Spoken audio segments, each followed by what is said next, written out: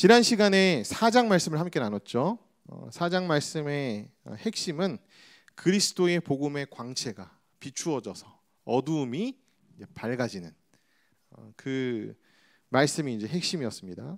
근데 그리스도의 복음의 광채가 비치지 못하게 하는, 방해하는 세력이 있는데 그것이 뭐냐면 바로 이 세상의 신이라고 지난 시간에 말씀드렸죠. 사탄입니다.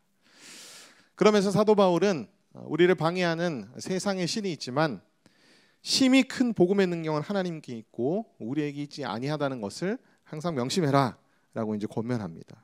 그러면서 사도 바울은 자신들이 환난과 고통에도 불구하고 죽을 것 같은 그런 핍박을 받았음에도 불구하고 우리는 전혀 낙심하지 않았는데, 그 낙심하지 않았던 이유가 뭐냐면 우리가 짊어진 죽음으로 인하여서 바로 우리의 몸에 생명의 역사가 나타나기 때문이다. 그리고 또 하나는 겉사람은 후패하나 우리의 속사람은 날로 새로워지기 때문에 우리는 결코 환난과 고통 중에서도 낙심하지 않는다. 마지막으로 눈에 보이는 잠깐의 환난보다 보이지 않는 영원함을 주목하기 때문에 지금의 잠깐의 그 환난과 고통에 우리는 낙심하지 않는다라고 이제 사도 바울이 그렇게 4장에 권면을 했습니다. 이제 5장으로 넘어가서 5장 1절부터는 우리가 사모해야 할 하늘의 초소에 대해서 먼저 얘기를 하고 있거든요. 4장 마지막 내용과 연결됩니다. 4장 마지막 내용 우리 복습할 때 이제 얘기했던 것처럼 사도 바울이 환난과 고통에도 불구하고 낙심하지 않는 이유 중에 하나가 바로 이제 보이지 않는 영원함을 주목하기 때문인데, 그 보이지 않는 영원함이란 그러면 구체적으로 무엇인가? 5장 1절부터 이제 사도 바울이 우리가 주목하는 영원함이 무엇이냐 하면 바로 하늘의 처소이다라고 이제 그렇게 얘기를 합니다. 그러면서 이제 땅에 있는 우리의 장막집과 이제 하나님께서 하늘에 지으신 영원한 집을 이제 대비해 가지고 5장 1절 2절을 얘기를 하거든요. 만일 땅에 있는 우리의 장막집이 무너지면 하나님께서 지으신 집 곧 손으로 지은 것이 아니요 하늘에 있는 영원한 집이 우리에게 있는 줄 아느니라 라고 말합니다. 자, 땅에 있는 우리의 장막집은 무엇을 의미하냐 하면은 바로 우리가 이 땅에서 입고 있는 육체, 육신을 의미합니다. 그러니까 우리의 영혼을 덮고 있는 이 땅에서의 썩어 없어질 육체, 없어질 육체를 땅에 있는 우리의 장막집이라고 얘기를 하고요.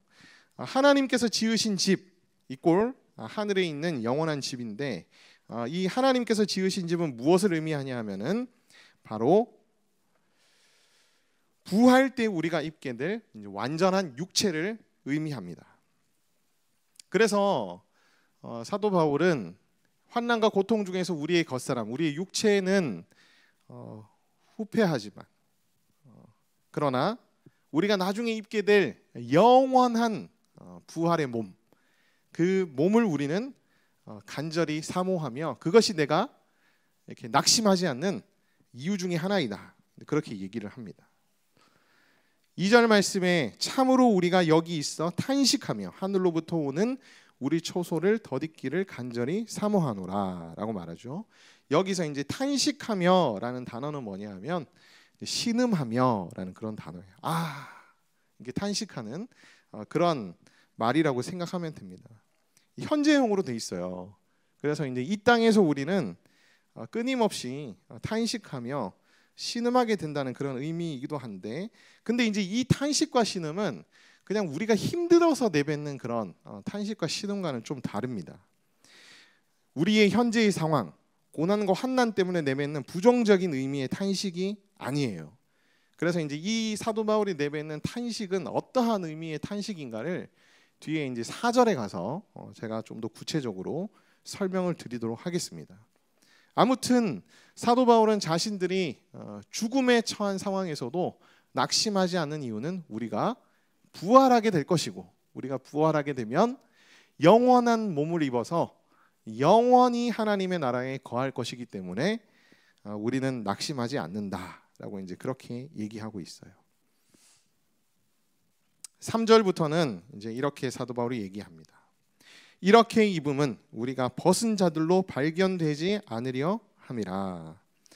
참으로 이 장막에 있는 우리가 짐진 것 같이 탄식하는 것은 벗고자 함이 아니요 오히려 덧입고자 함이니 죽을 것이 생명에 삼킨 바 되게 하려 함이라. 곧 이것을 우리에게 이루게 하시고 보증으로 성령을 우리에게 주신 이는 하나님이시니라. 이 3절 말씀은 해석학자들 간의 견해가 좀 차이가 있습니다. 그러니까 이제 벗은 자들이 구체적으로 무엇을 의미하는가?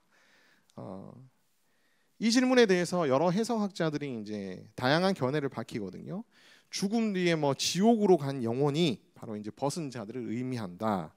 혹은 이제 예수님의 재림 때 수치스러움을 당하는 자들이 바로 이제 벗은 자들이다. 뭐 이렇게 이제 여러 가지 견해들이 있긴 하지만 대부분 복음주의 해석학자들의 공통된 견해는 뭐냐면 죽음 뒤에 예수님이 재림할 때 부활하기까지의 중간 상태에 있는 영혼들을 의미한다라고 이제 그렇게 얘기를 합니다. 자, 우리가 이제 죽게 되면 우리가 살아 있을 때 예수님이 재림하면은 우리가 이제 바로 완전한 육체로 이제 바뀌게 되지만 우리가 죽고 난 다음에 한참 있다가 예수님이 만약에 부활하신다면 그 예수님이 부활하기까지 우리의 죽고 난 이후의 상태는 어떠한 상태로 놓여지게 되는가? 그 상태를 이제 벗은 자들이라고 이제 그렇게 얘기를 하는 거예요. 이 중간 상태라는 것은 우리 그 교리에 있는 그런 내용 중에 하나인데요. 사실 이제 성경의 이 중간 상태에 대해서 그렇게 많이 가르치고 있지 않습니다. 그래서 칼빈도 이 중간 상태에 대해서 너네 너무 관심 가지지 마라 그렇게 얘기를 해요. 이거는 성경에 별로 그렇게 많이 가르치고 있는 내용이 아니기 때문에 너희가 함부로 추측하고 함부로 이렇게 생각하다가 오히려 잘못된 길에 빠질 수 있으니까 그냥 그렇다는 것만 알고 너무 여기에 심취해서 막 이렇게 생각하지 마라 이제 그렇게 얘기를 하거든요. 기독교 강요에서. 그래서 이 벗은 자들은 이제 여러분 다시 한번 정리해드리겠습니다. 죽음 뒤에 예수님의 재림 때까지 우리가 부활하기 전까지 이제 중간 상태에 있게 되는 영혼인데 우리는 죽으면 바로 어디로 가죠? 천국으로 갑니다. 그렇죠. 그리고 예수님이 재림하실 때까지 천국에 거하다가 예수님이 재림하실 때 우리가 이 땅에 완전한 육체를 입고 다시 나타나게 되는 거죠. 예수님이 재림하시기 전에 우리가 이제 천국에 있는 상태를 이제 중간 상태에 있는 우리의 상태다라고 이제 그렇게 생각하시면 될 것 같아요. 근데 굳이 왜 사도 바울이 이 벗은 자들, 그러니까 중간 상태를 언급할까요? 이게 이제 배경적인 내용인데요. 우리가 이제 일전에 고린도전서, 고린도후서 이제 계속 해오면서 고린도 교회를 굉장히 혼란스럽게 했던 그런 거짓 교사들이라든지 거짓 사도들이 이제 헬라 철학의 영향을 받는 영지주의자들이 굉장히 많다고 제가 말씀드렸지 않습니까? 이 영지주의자들, 헬라 철학의 영향을 받은 자들은 이제 영은 굉장히 선한 것이고 육은 이제 물질이기 때문에 굉장히 악한 것으로 그렇게 생각해서 이제 육체를 감옥이라고 여겼어요.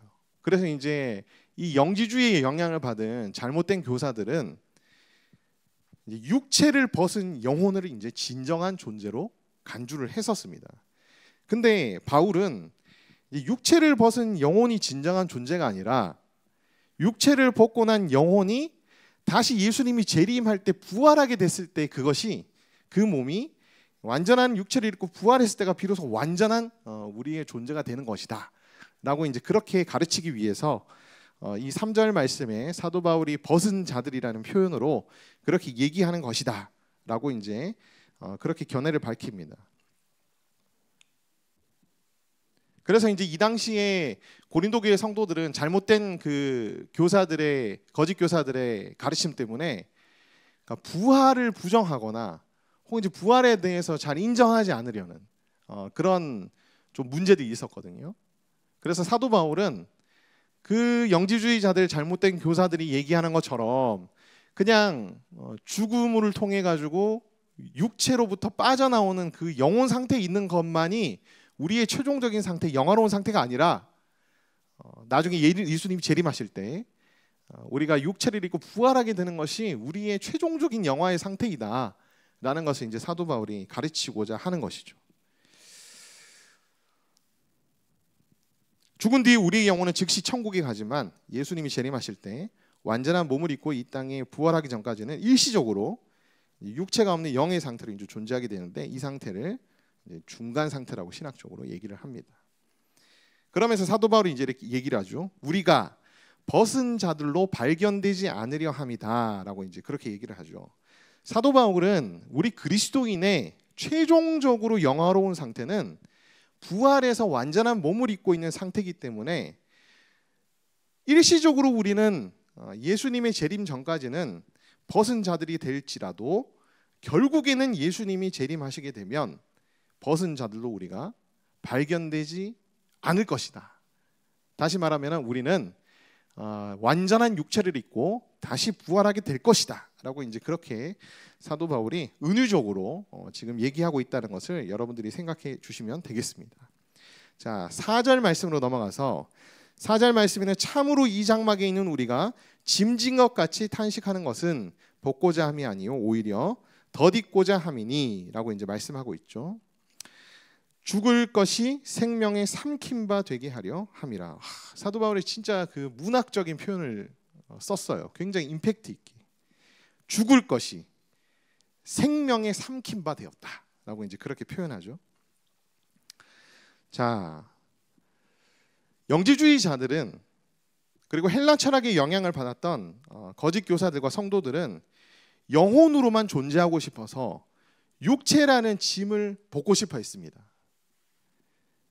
그래서 자신이 지금 현재 이 땅에서 육체를 입고 있는 그 상태에 대해서 굉장히 이제 탄식을 했었는데, 사도 바울은 우리는 그런 이유로 탄식하는 게 아니야라고 지금 얘기를 하고 있는 거예요. 우리가 탄식하는 이유는 벗고자 함이 아니요. 이 말은 뭐냐면은 그 영지주의자들처럼 육체로부터 탈출하기 위해서 벗고자 해서 우리가 지금 현재의 상태를 탄식하는 게 아니다. 우리는 그렇게 탄식하는 게 아니다. 그렇게 얘기를 하는 거예요. 오히려 우리는 덧입기 위해서 탄식하는 것이다 라고 얘기를 합니다. 다시 말하면 이 2절에서도 그렇고요, 4절에서도 사도 바울이 우리가 탄식하는 그 이유는 현재의 상황과 고난, 환난이 너무 힘들어서, 혹은 내가 육체를 벗어나고 싶어서, 그래서 더 진정한 존재가 되기 위해서, 그게 아니라, 그런 부정적인 의미의 탄식이 아니라 장차 도래하게 될 것들이 4절 뒷부분에 뭐라고 얘기하냐면은 죽을 것이 생명의 삼킨 바 되게 하려 함이니 라는 말씀이거든요. 그러니까 장차 도래하게 될 것들을 내가 부활하게 될 것이죠. 부활해서 영원한 생명을 누리게 될 것을 정말 고대하고 기다리는 가운데에 내뱉는 신음과 탄식이라고 여러분들이 생각하시면 되겠습니다. 그러니까 긍정적인 의미의 탄식인 거죠. 예를 들어서 좀 설명해 드리면, 여러분들이 이제 한 달 뒤에 너무나 가고 싶었던 여행지에 드디어 이제 가게 됐다. 예매를 했어요. 이제 한 달 뒤에 가게 됐습니다. 여러분 막 너무너무 가고 싶겠죠? 너무너무 가고 싶어가지고 여러분들이 빨리 가고 싶다. 정말 빨리 가고 싶다. 그때 그 탄식이 바로 사도 바울이 지금 하고 있는 탄식이라고 생각하시면 되겠습니다. 야, 이제 한 달 남았구나. 정말 빨리 가고 싶다. 근데 가서 내가 이제 돈을 많이 써야 될 거 아니에요. 맛있는 것도 먹고 뭐 여러 가지 뭐 것들도 사고, 그러려면 어떻게 해야 됩니까? 지금 열심히 벌어야지. 열심히 버는 것도 여러분 뭘 기대하면서 고대하면서 버는 거예요? 한 달 뒤에 여행 갈 것을 기대하고 고대하면서 버는 거죠. 가고 싶다. 그래, 내가 열심히 일하는 것도 그 여행을 위해서 내가 지금 이렇게 참는 거지. 정말 가고 싶다. 그 탄식이에요. 그 탄식. 현재의 상황에 대한 괴로움 때문에 탄식하고 고대하는 것은 여러분 현실 도피입니다. 현실 도피. 사도 바울은 현실 도피를 위해서 지금 탄식을 내뱉는 것이 아닙니다. 우리는 현실 도피를 위해서 죽음과 부활을 기대하는 자들은 절대 아니죠. 우리는 이 땅에서 우리가 이루어야 할 하나님의 뜻을 이루는 자들인데, 만약에 우리가 현실 도피를 해버리면 우리를 통해서 이루고자 하시는 하나님의 뜻이 이루어지지가 않게 됩니다. 극단적인 현실 도피가 여러분 뭐죠? 바로 자살이죠. 그래서 예수님을 구주로 믿고 따르는 그리스도인들은 절대 자살을 선택해서는 안 됩니다. 그것은 사도 바울이 얘기하건대 영원함을 주목하는 것도 아니고 그 다음에 하늘의 처소를 소망하는 행위도 아니기 때문에, 그래서 여러분 주위에 자살을 생각하는 사람이나 혹은 자기 자신도 그것을 생각할 때가 많겠죠. 혹은 자살은 아니더라도 현실 도피를 하고 싶은 사람들도 많이 있어요. 너무 지금이 힘드니까. 그 현실 도피를 하려고 하는 그런 사람들을 여러분들이 예수님께로 인도하시기를 바랍니다. 예수님께로 인도하셔서 어두운 데에 빛을 비추시는 그리스도의 복음의 광채로 그 사람이 다시 온전케 돼야 되겠죠. 환난과 고통 때문에 탄식하며 부르짖는 우리의 기도가 환난과 고통에도 불구하고 감사하며 찬양하는 기도로 변화될 때에 여러분 우리의 믿음의 경지는 한 차원 더 높아지는 거예요. 그래서 이 사도 바울이 얘기하는 것처럼 여러분의 탄식이 영원함을 사모함으로 또 다른 의미의 탄식으로 승화되기를 간절히 소망합니다. 아멘. 자, 5절 말씀을 보면요. 5절 말씀에는 곧 이것을 우리에게 이루게 하시고 보증으로 성령을 우리에게 주신 이는 하나님이시라 라고 말합니다.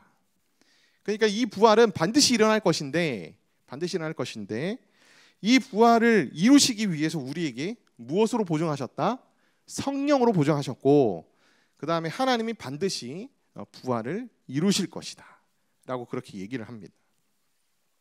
그래서 사도 바울은 그 영원함을 사모함으로 나는 절대 낙심치 않고 오히려 그날을 고대하며 지금 내가 온 힘을 다해서 나의 목숨을 버릴지라도 주님을 위해서 내 삶을 던진다 라고 이제 얘기하고 있는 것이죠. 자, 6절부터는요 부활을 확신하는 자의 특징이 나옵니다. 자, 6절 말씀부터 8절 말씀까지 읽어보면은 그러므로 우리가 항상 담대하여 몸으로 있을 때에는 주와 따로 있을 줄 아노니 이는 우리가 믿음으로 행하고 보는 것으로 행하지 아니함이로다. 우리가 담대하여 원하는 바는 차라리 몸을 떠나 주와 함께 있는 그것이라. 여기 보면은 이제 6절에도 담대하여, 8절에도 담대하여라는 말씀이 나오죠.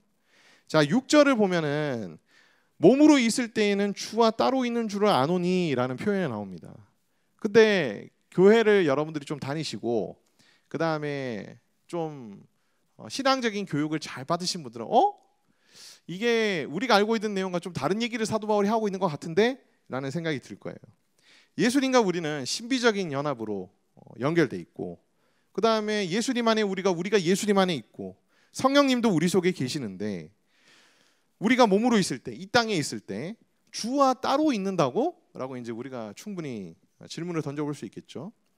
사도 바울도 우리가 예수님과 함께 연합돼 있고 예수님이 우리 안에, 우리가 예수님 안에, 그리고 성령님이 우리 속에 계신다고 얘기하고 있습니다. 그래서 이 말씀은 우리가 이 땅에 있을 때에 주님과 우리가 단절된다는 의미로 이제 절대로 해석해서는 안 됩니다. 왜냐하면 일관된 성경의 가르침과 위배되기 때문에. 자, 이 의미는 뭐냐면은 사도 바울이 맥락적으로 쭉 보면은 이 땅에서 육체 가운데 있는 우리가 가진 한계성을 강조하기 위해서 사도 바울이 이런 표현들을 좀 강하게 쓰고 있습니다. 그러면서 뒤이어서 7절 말씀 이런 얘기가 나오죠. 자, 육체 가운데 있을 때와 그 다음에 죽고 나서 이제 우리가 하나님의 나라에 갔을 때 그 차이가 뭐냐? 단적인 차이점은 이 땅에서는 우리가 주님을 눈으로 보지는 못해요. 그러나 우리가 죽고 나서 또 혹은 부활한 이후에도 우리는 이제 주님을 눈으로 보게 되겠죠. 그러니까 이 땅에 있을 때에 또 이 육체 가운데 있을 때에는 이제 우리가 나중에 경험하게 될 것들보다 좀 한계가 있다라는 것을 얘기하기 위해서 주와 따로 있는 줄 아노니, 그러니까 주님과 좀 거리감이 굉장히 있는 그런 상태다. 이제 그렇게 얘기를 하고 있는 거예요. 그런데 내가 눈으로 보고 행하는 게 아니라 믿음으로 행하기 때문에 바로 우리가 담대한 것이다 라고 그렇게 얘기를 합니다. 오히려 눈으로 보는 것보다 믿음으로 행하는 것이 우리가 담대한 이유다. 이 말씀이 참 뭐랄까 우리에게 굉장히 은혜가 되는 말씀이죠. 여러분 믿음 생활을 하기 전에 또 예수님을 믿기 전에 혹은 여러분들이 신앙생활을 좀 하다가도 문득문득 여러분 안에 회의감이 들 때가 많아요. 많을 거예요. 하나님 정말 계실까? 눈으로 보지 못하는 걸 내가 어떻게 믿지? 이제 이런 생각들을 하겠지만은 여러분 눈으로 꼭 봐야지만 하나님은 실존하시는 분이 아닙니다. 하나님은 존재하시고요. 우리는 믿음을 통하여서 그것을 확신할 수 있어요. 눈으로 보는 것보다 더 확신할 수 있습니다. 그렇기 때문에 우리는 믿음으로 행하는 자들이어서 더욱 어떻게 할 수 있죠? 담대할 수 있다. 사도 바울이 그렇게 얘기를 해요. 그 다음 8절 말씀에 가서 이렇게 얘기합니다. 우리가 담대하여 원하는 바는 차라리 몸을 떠나 주와 함께 있는 그것이라. 그러니까 이제 더욱더 주님과 가까워지는 상태가 되기를 원한다는 거죠. 그렇게 되려면 우리가 이제 죽어야 되는 거죠. 죽으면 우리는 이제 하나님의 곁으로 가지 않습니까? 하나님의 곁은 훨씬 더 가까운 상태겠죠. 근데 사도 바울은 주님과 함께 있기를 너무나 원하고 고대하기 때문에 나는 죽음도 두려워하지 않아. 그렇게 얘기를 하는 거예요. 그래서 나는 죽음이 눈앞에 있는 상황에서도 쫄거나 그러지 않고 나는 담대하게 하나님 나라를 위해서 할 수 있는 거야. 그렇게 이제 얘기를 하는 거예요. 부활을 확신하기 때문에 바로 나타나는 특징 중에 하나가 담대함입니다. 담대함. 이 땅에 수많은 선교사님들 그리고 이제 과거에 수많은 선교사님들이 자기 목숨이 위태로운 상황에도 불구하고 예수님 때문에 순교당하신 분들이 굉장히 많습니다. 뭐 그 이야기들은 여러분들이 교회에서 굉장히 많이 들어보셨을 거예요. 뭐 유튜브에서 여러분들이 좀 찾아봐도 선교사님들의 그 순교의 정말 아름답고 감동적인 이야기들이 참 많이 나와 있습니다. 그분들이 왜 그렇게 했을까요? 그분들은 믿음이 있으셨고요. 부활에 대한 확신이 있었기 때문에 그러한 길로 나아갔던 거죠. 자, 부활을 확신하는 자의 두 번째 특징이 뭐냐면 바로 주를 기쁘시게 하는 자들이 된다는 거예요. 9절 말씀에 보면 그런즉 우리는 몸으로 있든지 떠나든지 주를 기쁘시게 하는 자가 되기를 힘쓰노라. 이는 우리가 다 반드시 그리스도의 심판대 앞에 나타나게 되어 각각 선악간에 그 몸으로 행한 것을 따라 받으려 함이라. 자, 영원함을 사모하고 영원함 안에서도 이제 영원한 생명인 부활의 능력을 소망하는 자들은 이 땅에서 주를 기쁘시게 하기 위해서 힘쓰는 삶을 살아갈 수밖에 없다라고 얘기합니다. 몸으로 있든지 떠나든지는 이제 살든지 죽든지예요. 살든지 죽든지 주를 기쁘시게 하는 자가 되기를 원한다. 여러분, 이 주를 기쁘시게 하는 자가 되기를 힘쓰노라라는 말씀이 굉장히 여러분 현실적인 문제를 고민하는 데 있어서도 아주 중요한 기준이 될 수 있습니다. 여러분, 우리에게 굉장히 많은 선택이 있죠. 그리고 우리는 그 수많은 선택의 기로에서 이제 결정을 해야 되는 사람들이죠. 그러한 삶을 살아가고 있습니다, 실제로. 그런데 여러분, 우리는 굉장히 많은 선택의 순간에서 나 자신을 기쁘게 하기 위한 결정을 내리는 경우들이 굉장히 많아요. 그런데 여러분, 우리는 이제 무엇을 선택하고 결정해야 되는가?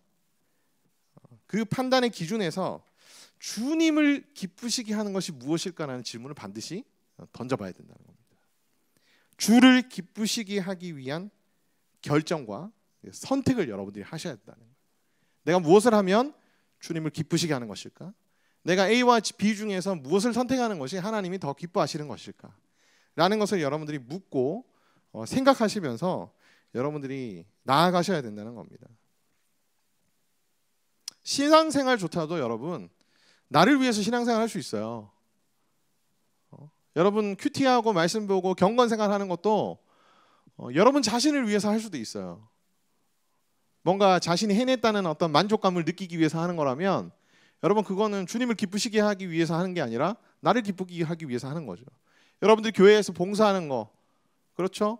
그런 것들도 내가 남들한테 뭔가 드러내 보이고 싶고 인정받고 싶어서 하는 거면은 나를 기쁘게 하기 위해서 하는 겁니다. 그러니까 우리가 주님을 위해서 하는 것조차도 여러분 나를 위해서 할 수 있는 사람들이거든요. 그래서 우리는 늘 우리 자신에게 물어봐야 되는 거예요. 내가 과연 이것을 하는 것이 주님을 기쁘시게 하기 위해서 하는 것인가? 라는 그런 질문을 우리 스스로에게 항상 던져야만 합니다. 근데 이런 기준을 가지고 여러분들이 삶의 선택의 순간에서 이제 기도하시면 거의 제가 볼 때는 한 80% 90% 정도는 답이 나와요. 무엇이 하나님을 기쁘시게 하는 것일까에 대한 답이 어느 정도 나옵니다. 교회 생활 좀 하신 분들은, 신앙생활 좀 하신 분들은 답이 나옵니다. 문제는 뭐죠? 아는데 내가 하고 싶은 거 따로 있어. 그래서 그걸 내가 주님을 기쁘시게 하는 것이 뭔지는 아는데 그걸 하기가 싫은 거예요. 그래서 그 사이에서 또 엄청난 갈등을 또 하는 거죠. 믿음 생활 쉽지 않습니다, 여러분. 10절 말씀에 우리 모두 그리스도의 심판대 앞에 서서 선악간에 그 몸으로 행한 것을 따라 받게 된다라고 말합니다. 이 말씀 여러분들이 자세히 보셔야 됩니다. 모두 심판대 앞에 서게 된다고 얘기합니다. 불신자이든 신자이든 심판대 앞에 서게 됩니다. 서서 판결을 받는다고 얘기합니다. 판결을 받는데요. 근데 심판대 앞에 서게 되면은 모든 사람의 죄악들이 다 드러나요. 잘한 것도 드러나지만 이제 죄악들도 다 드러나게 됩니다. 이 공통점이에요. 불신자들, 신자들 상관없이 은밀한 생각과 말과 행동들까지 다 드러나게 됩니다. 근데 신자들은 악한 행실에 대해서 정죄를 받지는 않아요. 다만 선한 행실에 대해서 하나님의 상급을 받는 심판이 진행되고요. 불신자들은 악한 행실을 가지고 영원한 형벌을 받게 되는 것이죠. 그런 차이점은 있습니다.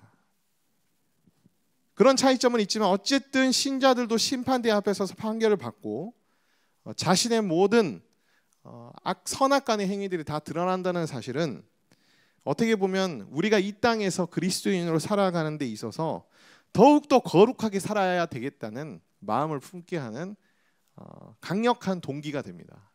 여러분 그렇지 않습니까?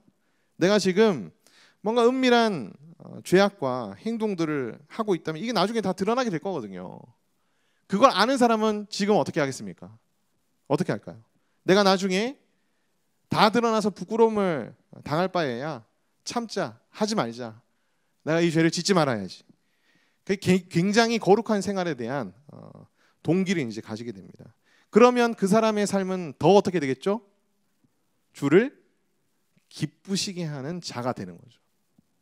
그래서 이 10절 말씀에 대해서 우리가 정확하게 알고 있는 것이 주님을 더 기쁘시게 하는 사람이 되기 위해서 굉장히 중요한 진리라는 것을 여러분들이 기억하시기를 바랍니다. 11절 12절 말씀은 이제 사도 바울이 진짜 사도가 맞느냐 아니냐를 너희가 어떻게 판단하느냐 라는 질문에 대해서 사도 바울이 답변하는 내용이거든요. 11절 말씀을 보면 우리는 주의 두려우심을 알므로 사람들이 권면하거니와 우리가 하나님 앞에 알려졌으니 또 너희의 양심에도 알려지기를 바라노라. 그러니까 우리가 하나님 앞에서 알려졌으니 라는 말은 뭐냐면 내가 사도로서 하나님 앞에 인정받은 사람이고 너희의 양심에게도 알려지기를 바라노라 말은 너희가 양심으로 내가 사도임을 인정하기를 바란다. 너희 양심을 가지고 판단해서 내가 사도임을 너희가 인정하기를 바란다 라는 거예요. 근데 이제 그 앞에 주의 두려우심을 알므로라는 말이 있는 이유는 뭐냐면은 만약에 사도 바울을 사도로 인정하지 않는 것은 곧 무엇을 사는 거냐 같냐 하면은 주님의 진노를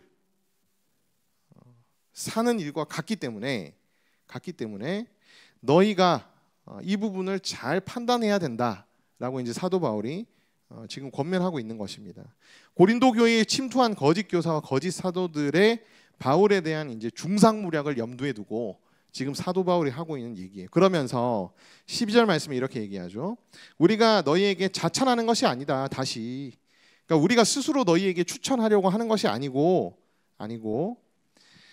오직 우리로 말미암아 자랑할 기회를 너희에게 주기 위함인데 마음으로 하지 않고 외모로 자랑하는 자들에게 대답하게 하려는 것이다 라고 얘기합니다. 거짓 교사들이나 그 다음에 거짓 사도라고 생각되는 자들은 돈과 명성을 얻기 위해서 자신의 업적을 떠벌리고 자랑하는 사람들이었거든요. 그래서 그런 사람들이 교회 안에서 이제 자기를 드러내면서 자기를 자랑하면서 자기네 업적을 막 스스로 찬양하면서 그렇게 사람들의 어떤 인기를 받고 이제 세력들을 규합하고 그다음 고린도 교회를 이제 혼란스럽게 하는 그런 상황이었는데요. 이런 사람들을 한번 잘 봐라. 이런 사람들은 진짜 마음으로 사역하는 게 아니고 무엇으로 사역하는 거죠? 외적으로, 외모를 가지고 겉으로 보이는 것만을 가지고 그것을 위해서 사역하는 자들이고, 바울과 같은 그런 사역자들은 어떤 자들이죠? 앞서서 얘기한 것처럼 영원함을 사모하며 죽음 가운데서도 자기의 몸에 생명이 드러나기를 바라며, 그렇죠? 그 다음에 담대하게 사역하고 주를 기쁘시게 하기 위해서 항상 힘쓰는 자들이 바로 사도 바울과 그의 일행들인데, 너네가 딱 놓고 비교해봐. 자기를 자랑하는 자들과 그 다음에 하나님을 드러내기 위해서 자기 자신을 죽이고 그 다음에 하나님께 전적으로 순종하려는 우리를 봐. 너가 양심적으로 그냥 판단해도 누가 사도인지 알 거 아니야. 그렇게 이제 사도 바울이 지금 얘기를 하는 거예요. 그럼에도 불구하고 너희들이 저 거짓 교사들과 사도들의 휩쓸리고 저 사람들의 얘기를 받아들이면 주님의 진노를 받게 되는 것이야. 이제 그렇게 얘기를 하는 거예요. 그러면서 너희들이 가지고 있는 양심으로 충분히 판단할 수 있기 때문에 그 거짓 교사들한테 가서 너희가 왜 잘못되는지를 얘기할 근거를 주기 위해서 사도 바울이 지금 이런 얘기들을 하고 있는 것이다 라고 이제 얘기를 합니다. 그래서 이제 우리로 말미암아 자랑할 기회를 너희에게 준 게, 자랑한다는 얘기는 이제 드러낸다는 얘기죠. 그리고 대답하게 하려는 것이라, 거짓 교사들과 거짓 사도들에게 이제 사도 바울이 진짜 사도임을 답변할 수 있는 기회를, 사도 바울이 진짜 사도임을 드러낼 수 있는 기회를 너희에게 주기 위해서 내가 지금 이 얘기를 하는 것이다. 너희가 하나님의 진노를 사지 않도록 하기 위해서. 그게 이제 11절 12절의 말씀입니다. 말씀의 의미예요. 이어서 이제 13절부터는 강권하시는 그리스도의 사랑에 대한 얘기가 나옵니다. 우리가 만일 미쳤어도 아마 이제 이 당시에 바울의 대적자들, 거짓 교사들과 거짓 사도들은 사도 바울을 향해서 미쳤다는 얘기까지 서슴지 않고 이렇게 모욕성 발언을 했던 것 같아요. 그걸 염두에 두고 이제 사도 바울이 얘기를 하는 거거든요. 우리가 만일 저 사람들이 말하는 것처럼 미쳤어도 우리는 누구를 위한 것이다? 하나님을 위한 것이고, 정신이 온전하여도 너희를 위해서 사역하는 사람들이다 라고 이제 얘기를 하는 겁니다. 결론적으로는 사도 바울이 이렇게 얘기를 하는 거예요. 우리는 오직 하나님과 너희를 위해서 사역해 왔다. 그리고 하나님과 너희가 바로 우리 사역의 목적이자 목표이다. 이제 그렇게 얘기를 하는 거예요. 14절 말씀으로 가서 사도 바울이 이렇게 말합니다. 그리스도의 사랑이 우리를 강권하시는 도다. 그리스도의 사랑은 뭐냐 하면은 말 그대로 이제 그리스도의 사랑인데, 그 그리스도의 사랑의 내용이 바로 뒤에 나오죠. 한 사람이 모든 사람을 대신하여 죽으신즉 모든 사람이 죽은 것이라. 그가 모든 사람을 대신하여 죽으심은 살아있는 자들로 하여금 다시 그들 자신을 위하여 살지 않고 오직 그들을 대신하여 죽었다가 다시 살아나신 이를 위하여 살게 하려 함이라. 라는 것이 이제 그리스도의 사랑의 핵심적인 내용인데, 그 그리스도의 사랑이 사도 바울과 그 일행들을 강권한다라고 얘기합니다. 강권한다는 얘기는 뭐냐면 사도 바울을 강하게 압박하고 이끌며 재촉하며 권하고 있다. 이제 그런 얘기예요. 하나님의 사랑이 우리에게 역사해서 우리로 하여금 너희에게 계속 나아가도록, 너희를 계속 변화시키도록, 너희를 위해서 목숨을 걸고 사역하도록 지금 그리스도께서 우리를 계속 푸시하신다는 거예요. 푸시하신다. 그리스도의 사랑을 깊이 경험하면 주를 위해서, 주께서 사랑하는 자들을 위해서 자신을 기쁨으로 희생하며 헌신할 수 있게 됩니다. 그것이 이제 사도 바울의 지금 교훈이거든요. 따라서 하나님의 나라를 위해서 사역하는 모든 사람들은요, 자신의 힘과 능력의 근원을 어디에 두어야겠어요? 그리스도의 사랑에 두어야 됩니다. 그리스도의 사랑에서부터 나오는 힘과 능력으로 우리가 사역하지 않으면 절대로 우리의 사역에서 열매 맺기가 힘들어요. 그러면서 16절 17절 말씀이죠. 그러므로 우리가 이제부터는 어떤 사람도 육신을 따라 알지 아니하노라. 비록 우리가 그리스도도 육신을 따라 알았으나 이제부터는 그같이 알지 아니하노라. 자, 육체대로라는 이 헬라어의 의미는 뭐냐면 세상적인 방식으로, 인간적인 기준으로라는 뜻입니다. 따라서 육신을 따라 알지 아니하노라라는 말은 뭐냐면 인간적인 기준과 세상적인 방식으로 내가 판단하지 않고 평가하지 않는다라는 그런 뜻이에요. 자, 사도 바울은 회심하기 전에는 심지어 예수님조차도 인간적인 기준과 세상적인 방식으로 판단하고 비난하고 정죄했죠. 그러나 회심 이후에는 여러분 어떻습니까? 그리스도도 육신을 따라 예전에는 알았지만 이제부터는 그같이 알지 아니하노라라고 얘기하죠. 그리스도도 인간적이며 세상적인 기준으로 평가하며 판단하지 않는다. 내가 회심한 이후부터는. 마찬가지로 사람들에 대해서도 마찬가지. 세상적인 기준과 인간적인 방식으로 내가 판단하지 않겠다라고 사도 바울이 얘기합니다. 우리가 세상적인 방식으로 인간적인 기준으로 자꾸 판단하다 보면요, 사람들을 계속 어떻게 하기 시작합니까? 이제 평가하기 시작하고, 그 다음에 나아가서는 정죄하기 시작하고 비난하기 시작하죠. 그렇죠.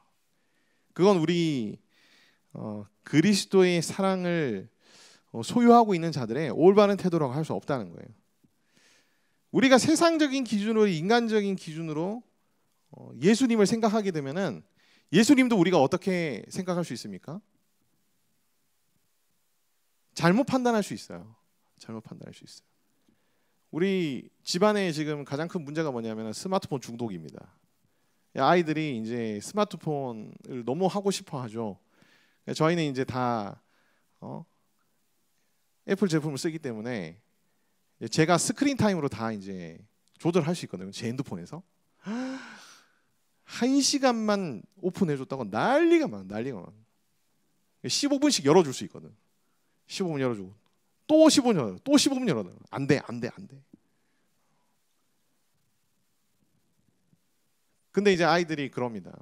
엄마 아빠는 자기를 미워한대. 자기가 해달라는 거 안 해주면은 자기를 미워하는 거래. 인간적이고 세상적인 방식으로 엄마 아빠의 사랑을 판단하는 거예요. 그게 그렇잖아요. 그러니까 엄마 아빠의 사랑에 대해서 인지적 왜곡이 일어난 겁니다. 지금 이 아이에게는. 근데 마찬가지로 우리가 뭔가 하나님에 대해서도 하나님은 이런 분이었는데 왜 나한테 이렇게 안 해줘? 그러면서 이제 하나님은 이런 분이야라고 좀 잘못되게 생각을 해버리면 그 하나님에 대해서도 뭐가 일어나는 거죠? 인지적인 왜곡이 일어나는 거죠. 그러니까 이제 인간적이며 세상적인 방식으로 하나님을 바라보게 되면은 하나님에 대해서 우리가 오해하게 되고 하나님에 대해서 잘못된 지식을 가질 수도 있다는 거예요. 그래서 우리는 예수 그리스도에 대해서, 하나님에 대해서, 심지어 사람에 대해서도 이제는 인간적인 기준과 세상적인 방식으로 판단하며 평가해서는 안 되고 그것을 우리 훈련해야 된다. 17절 말씀에 보면은 그런즉 누구든지 그리스도 안에 있으면 새로운 피조물이라. 이전 것은 지나갔으니 보라 새 것이 되었도다. 지나갔다는 얘기는요, 시제로 보면은 부정 과거형입니다. 좀 어렵죠? 그냥 이제 설명드리면은 지나가 버려서 다시는 반복되지 않은 과거의 것이 돼 버렸다라는 뜻이에요. 근데 되었도다는 또 시제가 달라요. 완료형입니다. 과거에 이루어진 사실이 현재에도 계속 그 효력을 유지하고 있는 상태를 의미해요. 완료형이라는 것은. 그래서 이 시제를 가지고 우리가 이제 17절 말씀을 좀 해석해 보면은 새 것이 되었고 새 것이 되었음과 동시에 계속해서 나날이 새롭게 되는 새로움이 지속되는 상태라는 거예요. 그래서 우리는 새롭게 되었고 주님 안에서 우리는 날마다 또 새로움을 경험하는 자들이라는 겁니다. 새롭게 되어야 된다. 새롭게 되려면 어디 안에 있어야 된다고요? 그리스도 안에 있어야 된다고 얘기합니다. 자, 13절부터 17절까지를 보면은 우리가 한 가지 진리를 더 발견할 수 있는데, 강권하시는 그리스도의 사랑은 어떤 능력을 가지고 있느냐. 자, 14절 말씀을 보면은 모든 사람이 죽게 되었다라고 얘기합니다. 그러니까 이 얘기는 이제 옛사람이 죽었다는 의미거든요. 우리가 이제 전전 시간에 옛사람에 대해서 나눈 적이 있습니다. 그리스도의 강권하시는 사랑은 옛사람을 죽입니다. 옛사람을 죽여요. 두 번째로 강권하시는 그리스도의 사랑은 어떤 능력을 가지고 있냐면은 15절 말씀에 보면 그래서 산자들은 더 이상 그들 자신을 위해서가 아니라 예수님을 위해서 살게 된다고 말합니다. 그래서 강권하시는 그리스도의 사랑은 어떤 능력을 가지고 있냐면 그리스도를 위해서 살아갈 수 있게 하는 능력을 가지고 있습니다. 그리고 세 번째로 방금 전에 말씀드렸다시피 인간적이며 세상적인 기준으로 그리스도와 사람들을 판단하거나 평가하지 않게 됩니다. 마지막으로 새로운 피조물이 되며 나날이 새롭게 되는 은혜를 누리게 된다. 강권하시는 그리스도의 사랑의 능력이에요. 그래서 우리가 옛사람을 죽이고 그리스도만을 위해서 살고 사람들을 판단하거나 평가하지 않고 새로운 피조물로서 나날이 새로운 은혜와 능력을 우리가 누리기 위해서는 그리스도의 사랑 안에 우리가 거해야 하고 그리스도의 사랑을 더 충만히 경험할 때에 이 네 가지의 일들이 가능해진다는 거예요. 네 가지의 일들이 가능해진다. 그래서 우리 오늘 말씀의 결론입니다. 날마다 새로운 그리스도의 사랑을 여러분들이 경험하시기를 바랍니다. 그리고 십자가의 능력으로 날마다 여러분들이 성화되시기를 바라요. 인간적이며 세상적인 기준으로 하나님과 사람을 판단하지 않기를 원합니다. 오직 성경에 있는 말씀으로 우리가 하나님을 알아가는 자들이 되기를 소망합니다. 주님을 기쁘시게 하는 선택과 결정을 하는 우리 되기를 바랍니다. 부활의 능력으로 담대하게 나아가는 우리 됩시다.